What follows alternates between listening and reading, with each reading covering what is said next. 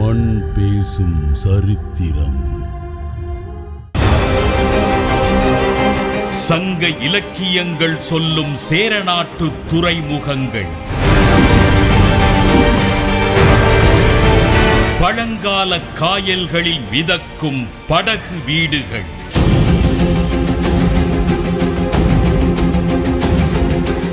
சேரன் செங்குட்டுவன் ஆட்சி புரிந்த குட்டநாடு, ஒரு தண்ணீர் தேசத்தின் சரித்திரம்.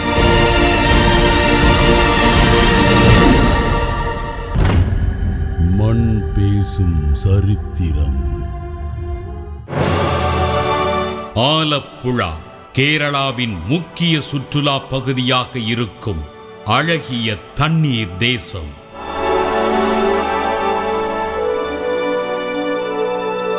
கடல் மட்டத்திற்கு கீழே 4 முதல் 10 அடி வரை உள்ள காயல் பகுதிகள் நிறைந்த இடமாக இந்த பகுதி விளங்குகிறது.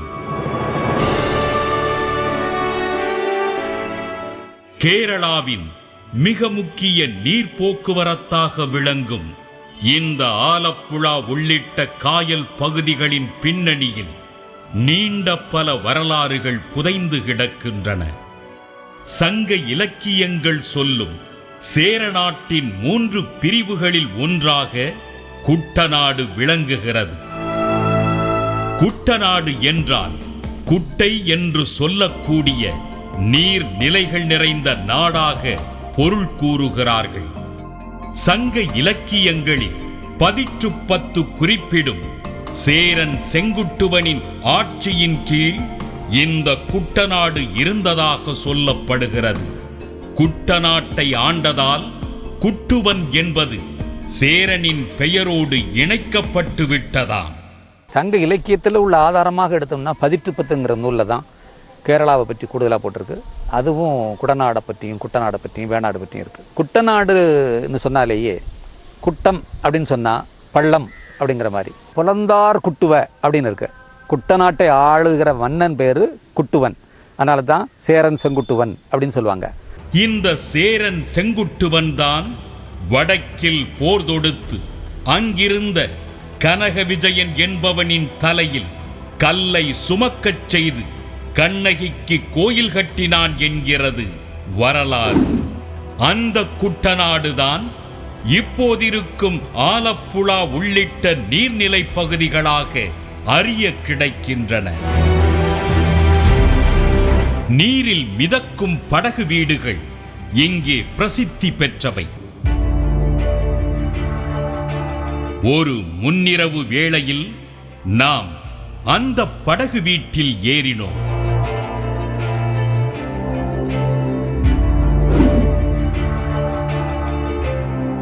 சுற்றுலா பயணிகளை மிகவும் கவர்ந்த அந்த படகு வீடு தண்ணீரில் மெல்ல பரவி சென்றது.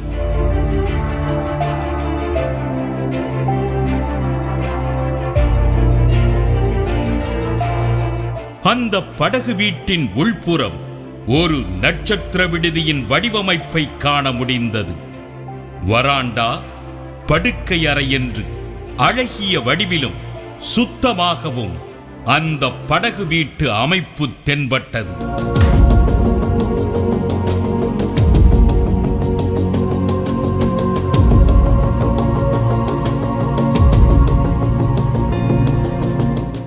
ஒரு குறிப்பிட்ட தூர பயணத்திற்கு பிறகு அந்த படகு வீடு ஒரு நிலப்பரப்பை ஒட்டிய இடத்தில் நிறுத்தப்பட்டது.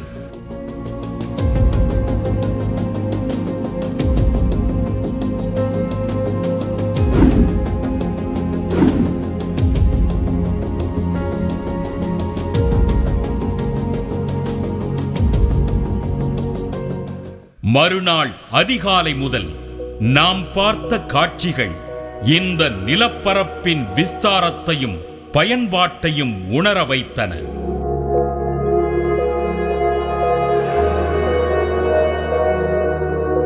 பள்ளி செல்லும் மாணவர்கள், வேலைக்கு செல்லும் பெரியவர்கள் என்று பல தரப்பினரும் பயணிக்கும் இந்த நீர் போக்குவரத்து தனி உலகமாகவே காட்சியளிக்கிறது.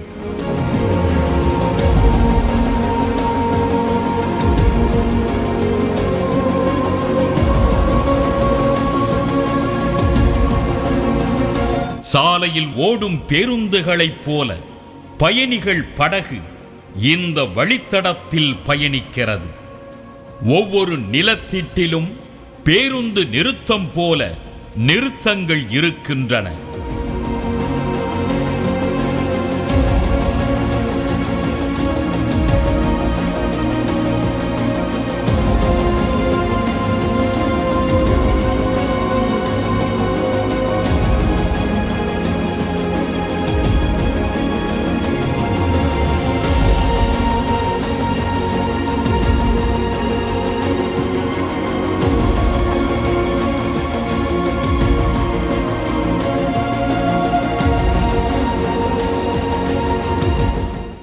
நமது படகு வீடும் பயணத்தை தொடங்கியது.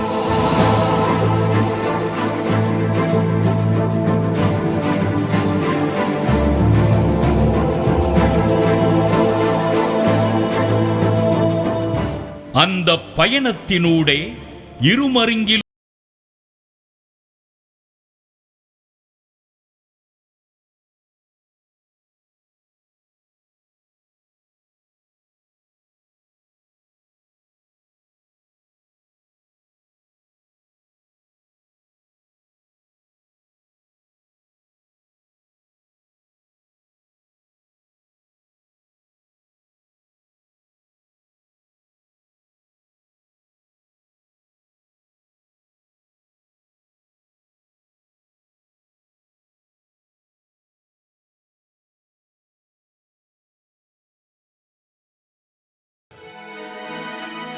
சில வீடுகளுக்கு முன்பாக அவர்கள் பயன்படுத்திக் கொள்ளும் சிறு படகுகள் தென்பட்டன.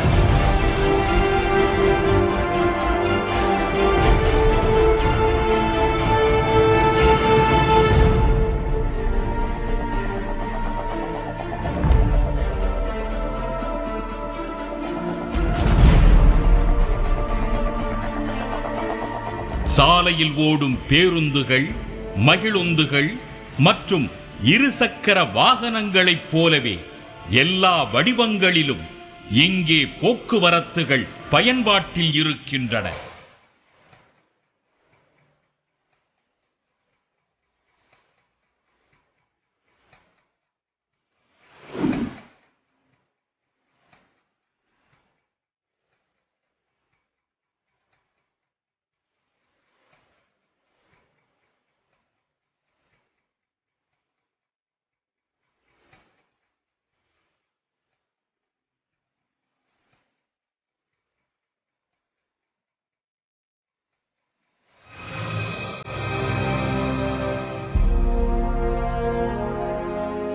பயணத்தின் போது படகு ஓட்டுநரிடம் பேசினோம். ഹോം സ്റ്റേ മലയാളം കേരളയും റിസോർട്ട്. ചേട്ടാ ഇവിടെ എത്ര വീടുകളാണ് കാണുന്നത്? വീടുകൾ ഒരുപാടുണ്ട്, നമുക്ക് എണ്ണം പറയാൻ പറ്റത്തില്ല. ഇഷ്ടംപോലെ കൊച്ചു കൊച്ചു വീടുകളായിട്ടാണ് ഇങ്ങനെ പോയി. ഒരു അപ്രോക്സിമേറ്റ് ആയിട്ട് എത്രയും ഒരു 1,00,000 മേളിലൊക്കെ ഒരു സ്ഥലത്ത് ഇത്ര സ്ഥലത്ത് ഏരിയയിലുണ്ട് വീടുകൾ. പിന്നെ ഇടയ്ക്ക് ഇങ്ങനെ അംഗൻവാടികൾ ഉണ്ട്, ആരോഗ്യ കേന്ദ്രം ഒക്കെ ആയിട്ട് ഇവിടെ കഴിയുന്നു. പിന്നെ ഇവിടെ എന്തെങ്കിലും പനി ആശുപത്രിയിൽ പോകണമെങ്കിൽ ഇതുപോലെ വെള്ളം യമഹ വെള്ളമൊക്കെ പിടിച്ചു വേണം, വണ്ടിയൊന്നും വരത്തില്ല. ഇവിടെ തൊട്ടടുത്ത് ആശുപത്രി അങ്ങനെയൊക്കെ ഒന്നുമില്ല? തൊട്ട് ആശുപത്രി ഇല്ല ഇവിടെ, ആലപ്പുഴ പോകണം.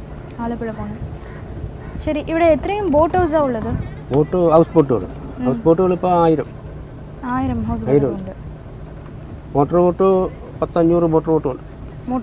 മോട്ടോർ ബോട്ടിലാണ് ഇവിടെ ഉള്ളത്. മോട്ടോർ ബോട്ടാണ് നമുക്ക് ഇവിടുന്ന് ആശുപത്രിയിലൊക്കെ പോകുന്നത്. ചേട്ടാ ഇപ്പോൾ നമ്മൾ എവിടെയാണ് പോകുന്നത്? അപ്പം നമ്മളിങ്ങനെ പുന്നമടയിലോട്ട് പോകണം. പുന്നമട ചെന്നിട്ട് നേരെ ഓടി വേമ്പനാട്ടിലേക്ക് ചെല്ലും. വേമ്പനാടാണ് ഇവിടെ ഏറ്റവും വലിയ കായൽ.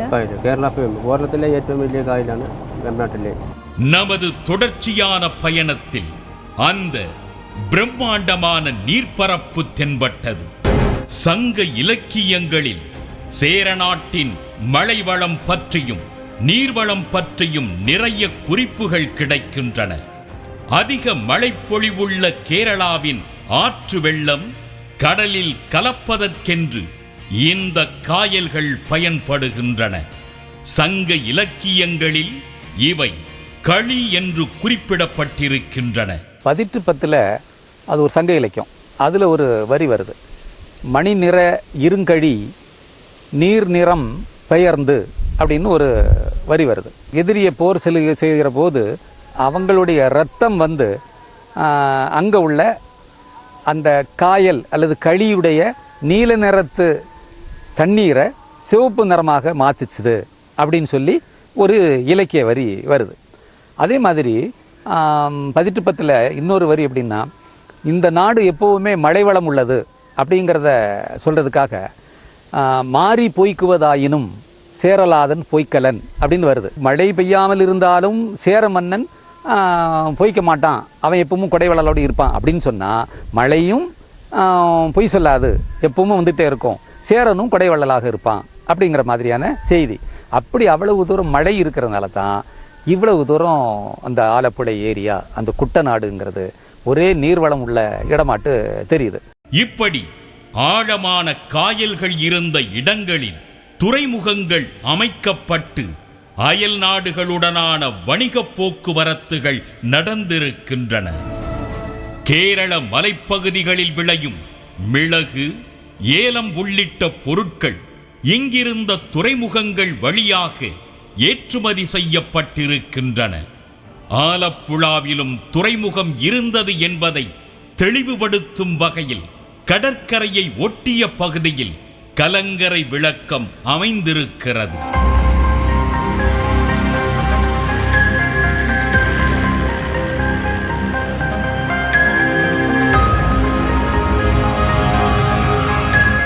ரோமானியர்களும் கிரேக்கர்களும் சேர நாட்டின் துறைமுகங்கள் வழியாக வணிகத்தில் ஈடுபட்டதாக சங்க இலக்கியங்கள் கூறுகின்றன. சீனர்கள் இந்த பகுதியோடு கொண்ட வணிக தொடர்பு அகழ்வாராய்ச்சியில் தெரிய வந்திருக்கிறது. இங்கிருந்த பொருட்களை வாங்கிச் சென்ற அரேபியர்கள் அவற்றை ஐரோப்பிய நாடுகளுக்கு விற்பனை செய்து பொருளீட்டியதாகவும் குறிப்புகள் கிடைக்கின்றன. கிபி 1498 ஆண்டு வாஸ்கோட காமா சேர நாட்டிற்கு கடல் மார்க்கமாக வந்ததைத் தொடர்ந்து போர்ச்சுகீசியர்களும் அதன் பிறகு டச்சுக்காரர்களும் இங்கே வணிகத்தில் ஆதிக்கம் செலுத்தினர்.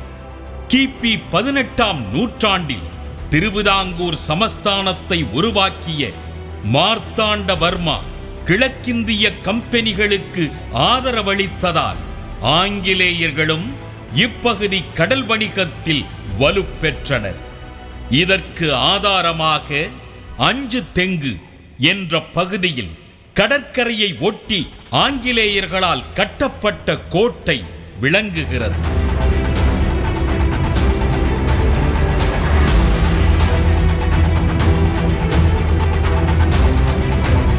இப்படி புகழ்மிக்க அந்த நீர்வழியில்தான் நமது பயணம் தொடர்ந்தது.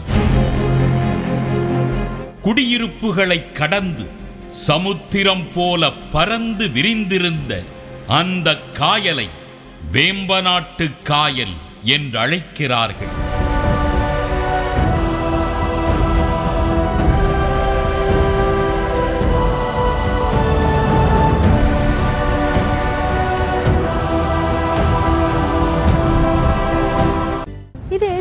നോക്കാൻ കടൽ പോലും ഉണ്ടല്ലോ. കടലിൽ ഇത് ലേക്ക് വേമ്പനാട് കായൽ.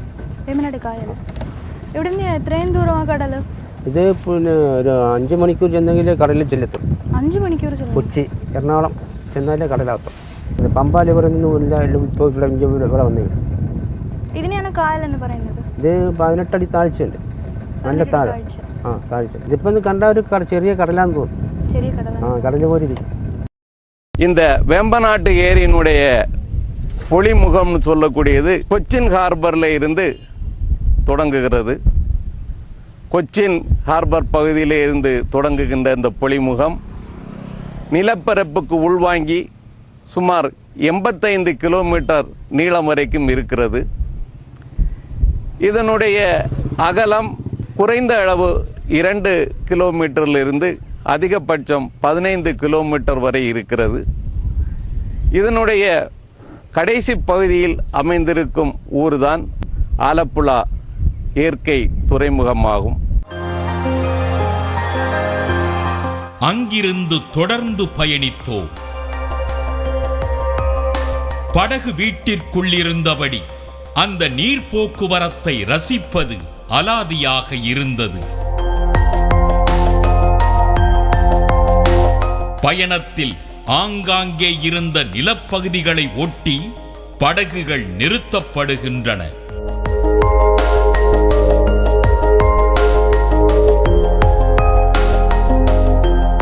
ஒரு இடத்தில் மீன், இறால் உள்ளிட்டவற்றை விற்பனை செய்யும் இடம் இருந்தது.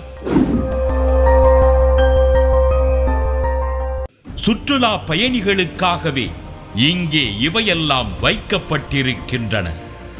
இந்த நிலப்பரப்பிலிருந்து தூரத்தில் தெரியும் காயல் பகுதிகளை மார்த்தாண்டவர்மா மற்றும் அவரது ராணி பெயர்களில் இங்குள்ளவர்கள் அழைக்கிறார்கள்.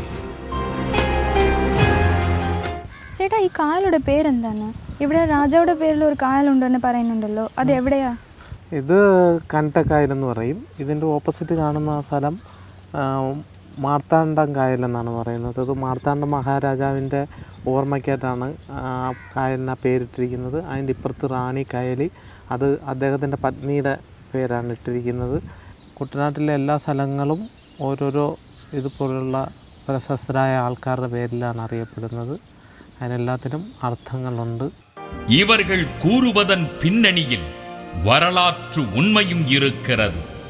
கிபி 1729 ஆண்டு சேரநாட்டின் ஒரு பகுதியான வேணாட்டின் அதிகாரத்திற்கு வந்த மார்த்தாண்டவர்மா பல குறுநில ஆட்சி பகுதிகளை வென்று வேணாட்டுடன் இணைத்து திருவிதாங்கூர் சமஸ்தானத்தை உருவாக்கினார்.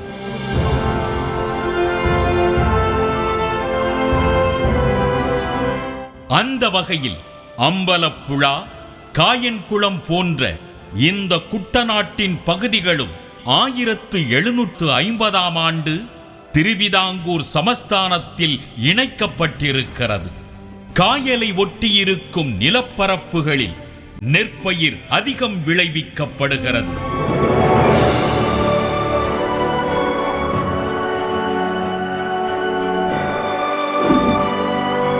இந்த காயலில் இருக்கும் தண்ணீர் மூலம் விளையும் இந்த நெற்பயிர்களால் கேரளாவின் நெற்களஞ்சியம் என்று குட்டநாடு அழைக்கப்படுகிறது. இந்த குட்டநாடு தான் கேரளாவோட நெற்களஞ்சியம் அப்படின்னு சொல்றாங்க. கேரளாவிலேயே அதிக அளவு விவசாயம் நடக்கக்கூடியது அப்படின்னா இந்த குட்டநாட்டில் தான். இந்த குட்டநாடு பார்த்தீங்கன்னா கடல் மட்டத்திலேருந்து கீழே இருக்குது. கடல் மட்டத்திலேருந்து கீழே இருக்கக்கூடிய ஒரு பகுதியில் விவசாயம் நடக்குது அப்படிங்கிறது ரொம்பவே சிறப்பான ஒரு விஷயமும் கூட. இங்கே சுற்றி அமைஞ்சிருக்க இந்த காயல்கள் தான் இந்த இடத்தோட இந்த சிறப்பான விளைச்சலுக்கு காரணமாக இருக்குது. அழகிய அந்த படகு வீட்டில் நமது பயணம் தொடர்ந்தது. சரித்திர காலத்து அந்த நீர்வெளி ஆலப்புழாவிலிருந்து கொச்சி வரை நீண்டு கிடக்கும் வேம்பநாடு காயல் கேரள மாநிலத்திலேயே மிகப்பெரிய காயலாக இருக்கிறது. அதிக அளவு நீர் போக்குவரத்து நடப்பதும் இந்த காயலில்தான்.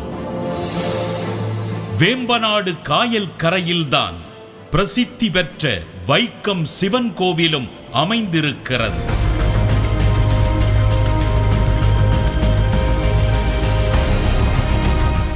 இந்த காயல் பகுதிகளின் சிறப்பம்சங்களில் ஒன்றாக தென்னை மரங்கள் விளங்குகின்றன.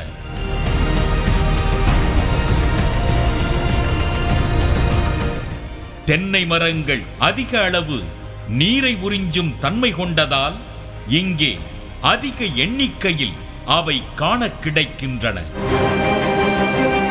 நெல் விவசாயத்திற்கு அடுத்தபடியாக இங்கே தென்னை மரங்கள்தான் முக்கிய தொழில் வாய்ப்புகளாக இருக்கின்றன.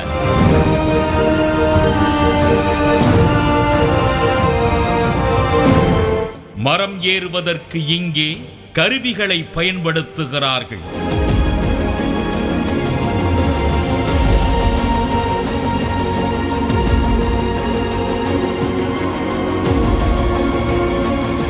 தென்னை மரங்களிலிருந்து இறக்கப்படும் கள் இங்கே விற்பனை செய்யப்படுகிறது. சுற்றுலா பயணிகளுக்காக காயல் கரையோரங்களில் கள்ளுக்கடைகள் அமைக்கப்பட்டிருக்கின்றன. கள் இறக்கும் தொழில் தென்னை மற்றும் பனைமரங்கள் சூழ்ந்த இடங்களில் பழங்காலந்தொட்டே நடைபெற்று வருவதை கருத்தில் கொண்டு கேரள அரசு இத்தொழிலுக்கு தடை விதிக்கவில்லை என்று சொல்லப்படுகிறது. குட்டநாட்டின் அடுத்த முக்கிய தொழிலாக மீன்பிடி தொழில் விளங்குகிறது. கரிமீன் என்கிற ஒரு வகை மீன் இந்த பகுதியில் அதிகம் கிடைக்கிறது. அதைத்தான் படகு வீட்டில் தங்கியிருப்பவர்களுக்கு சமைத்து கொடுக்கிறார்கள். இவற்றை தவிர ஆலப்புழா புன்னமடை காயலில் ஆண்டுதோறும் நடக்கும் படகு போட்டிகளும் சிறப்பு வாய்ந்தவை.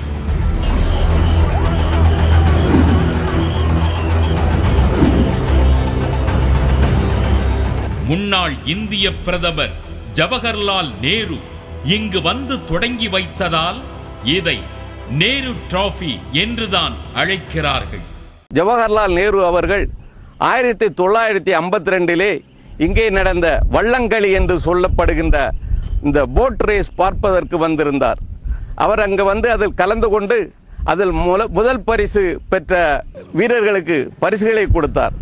அந்த முதல் பரிசு பெற்ற அந்த தோணியிலே ஏறி அந்த வேம்பநாட்டு ஏரியையும் ஆலப்புழா போன்ற இடங்களுக்கு சென்று அந்த இயற்கை காட்சிகளும் ரசித்து சென்றார். அவர் டெல்லிக்கு போன பிறகு அங்கே இருந்து இந்த விளையாட்டுக்கு வேண்டி பரிசு கொடுப்பதற்காக வேண்டி ஒரு வெள்ளியினாலான ஒரு தோணியை இங்கு பரிசாக அனுப்பி வைத்தார். அன்றையிலிருந்து இன்று வரைக்கும் நேரு த்ரோபி ஸ்போர்ட்ஸ் என்று அழைக்கப்பட்டு ஒவ்வொரு ஓணம் பண்டிகை நேரத்திலும் இங்கு இந்த வள்ளங்களி நடக்கும் பொழுது அந்த பரிசு இன்று வரை தொடர்ந்து கொடுத்து கொண்டு இருக்கிறார்கள். இப்படி பழம் பெருமையும் புது பொலிவும் மிகுந்த ஒரு தண்ணீர் தேசமாக இந்த குட்டநாடு விளங்குகிறது. இங்கு வரும் சுற்றுலா பயணிகளுக்கு மட்டுமல்ல, இங்கு வாழ்பவர்களுக்கும் கூட இதன் சரித்திர பின்னணிகள் தெரிந்திருக்கவில்லை என்கிற வருத்தத்தை தவிர இங்கு நிறைந்திருக்கும் அழகு நம்மை ஆற அணைத்துக் கொள்கிறது. ஆலப்புழா கேரளாவின் இயற்கை பெருமிதம்.